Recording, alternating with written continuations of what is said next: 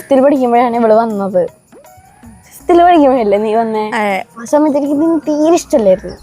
അങ്ങനെ പറഞ്ഞവരെ പഠിക്കുമ്പല്ലേ വന്നേ? ഞാൻ പഠിക്കുമ്പോ